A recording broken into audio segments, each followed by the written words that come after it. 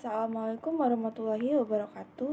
Izin memperkenalkan diri, nama saya Jessica Salsabila Aditya dengan NPM 2271020112, kelas 1D Prodi Sistem Informasi, dengan dosen pengampu Bu Yurika Witazora MSI. Latar belakang. Di era globalisasi ini, teknologi semakin maju. Tidak dapat dipungkiri, hadirnya internet semakin dibutuhkan dalam kehidupan sehari-hari, baik dalam kegiatan sosialisasi, pendidikan, bisnis, dan sebagainya. Dengan semakin majunya internet, maka media sosial pun ikut berkembang pesat. Media sosial merupakan situs di mana seseorang dapat membuat webpage pribadi dan terhubung dengan setiap orang yang tergabung dalam media sosial yang sama untuk berbagi informasi dan berkomunikasi. Jika media tradisional menggunakan media cetak dan media broadcast, maka media sosial menggunakan internet. Media sosial mengajak siapa saja yang tertarik untuk berpartisipasi dengan memberikan feedback secara terbuka, memberi komentar, serta membagi informasi dalam waktu yang tepat dan tak terbatas.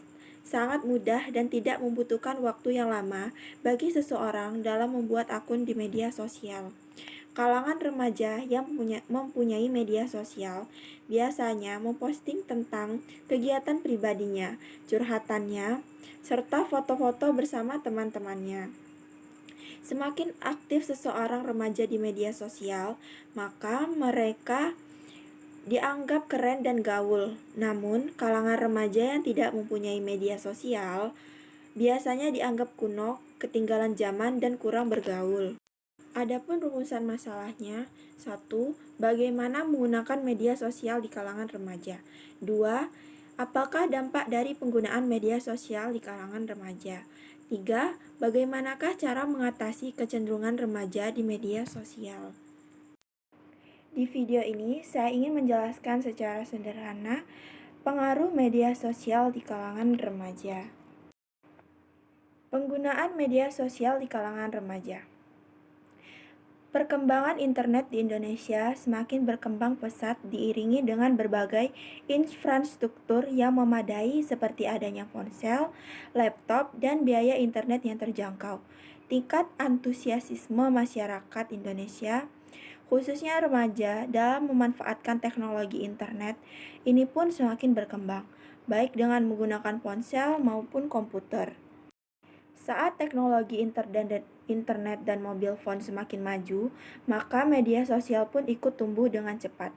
Kini, untuk mengakses media sosial bisa dilakukan di mana saja dan kapan saja, hanya dengan menggunakan sebuah mobil phone. Demikian cepatnya remaja bisa mengakses media sosial, mengakibatkan terjadinya fenomena besar terhadap arus informasi, tidak hanya di negara-negara maju, tetapi juga di Indonesia. Karena kecepatan media sosial juga mulai tampak menggantikan peranan media massa konvensional dalam menyebarkan berita-berita. Media sosial seperti Facebook, Google, Twitter, dan sejenisnya seakan sudah menjadi suatu keharusan bagi remaja Indonesia untuk memilikinya. Bahkan, jika tidak memilikinya, akan dianggap kurang pergaulan, cupu, dan akan dikucilkan.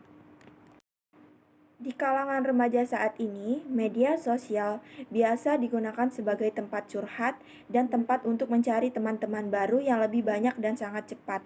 Di media sosial, remaja sering curhat tentang percintaan, keluarga, perasaan, dan lainnya. Contoh salah satu media sosial yang sering digunakan remaja untuk mengeluarkan perasaan melalui tulisan adalah Facebook. Selain itu, remaja sering menggunakan sosial media untuk mengupload video, melihat foto, mendownload foto. Contoh media sosial yang digunakan remaja untuk berbagi foto adalah Instagram. Pengalaman membuktikan bahwa remaja yang sering mengungkapkan perasaannya di media sosial, baik itu perasaan marah, sedih, ataupun bahagia. Dampak dari penggunaan media sosial di kalangan remaja. Penggunaan media sosial di kalangan remaja memiliki dampak positif dan dampak negatif. Dampak positif penggunaan media sosial diantaranya adalah banyak para remaja yang menggunakan media sosial untuk memasarkan iklan seperti yang dilakukan oleh seorang mahasiswa pembuat keripik pedas yang memasarkan produknya ke Twitter dan Facebook yang bermerek Meici. Dan akhirnya sekarang menjadi sebuah keripik yang sudah terbesar hampir di kota-kota besar di Indonesia. Ada juga media sosial yang digunakan sebagai sarana bertukar informasi, pengetahuan, dan untuk berdiskusi dalam pembuatan komunitas. Media sosial juga dapat mempererat tali persaudaraan di mana seseorang dapat tetap saling berkomunikasi walaupun jaraknya jauh. Media sosial juga dapat digunakan untuk mencari seseorang kerabat.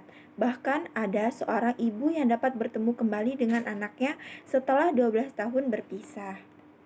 Dampak negatif dari penggunaan media sosial adalah dapat membahayakan kesehatan karena memicu orang untuk mengisosialisasikan diri. Meningkatnya pengisosialisasian diri dapat mengubah cara kerja gen, membingungkan respon kekebalan, level hormon, fungsi urat nadi, dan merusak performan mental.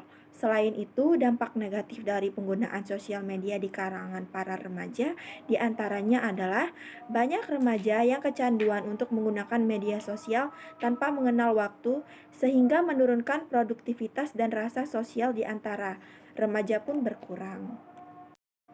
Selain itu, banyak para remaja yang lebih suka menghubungkan lewat media sosial dibandingkan dengan bertemu dengan teman-temannya. Yang lebih parah lagi, mereka yang kecanduan susah untuk berkomunikasi dengan yang lain. Para pelajar juga sering menggunakan waktu mereka untuk bermain game yang pada salah satu media sosial. Cara mengatasi kecenderungan remaja di media sosial.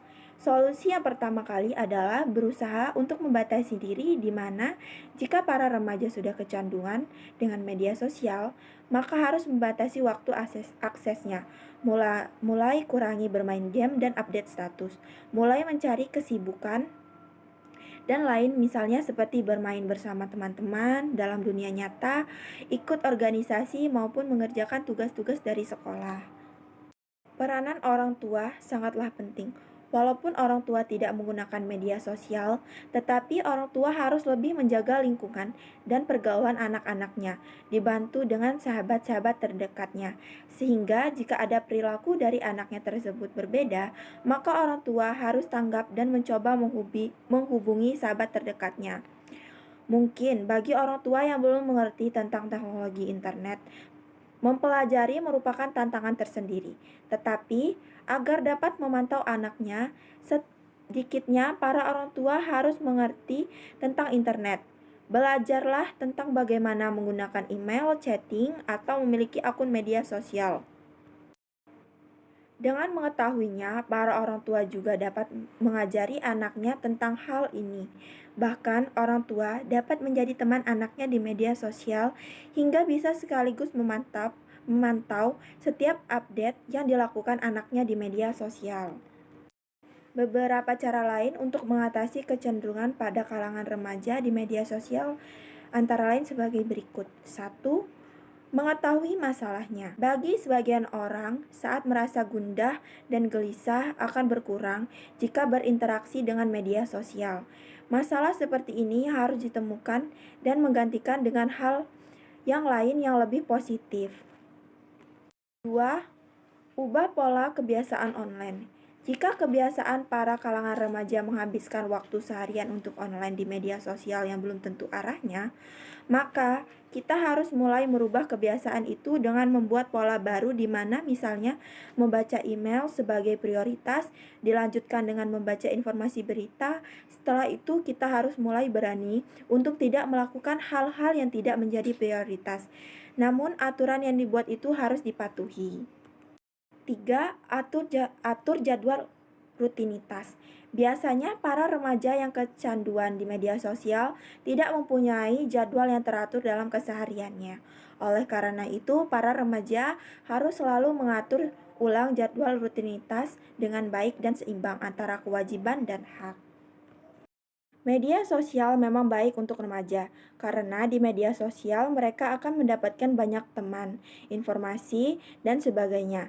Tetapi para remaja harus dapat membagi waktu antara orang tua, belajar, dan teman yang berada di dunia nyata. Sekian yang dapat saya sampaikan, kurang dan lebihnya mohon maaf.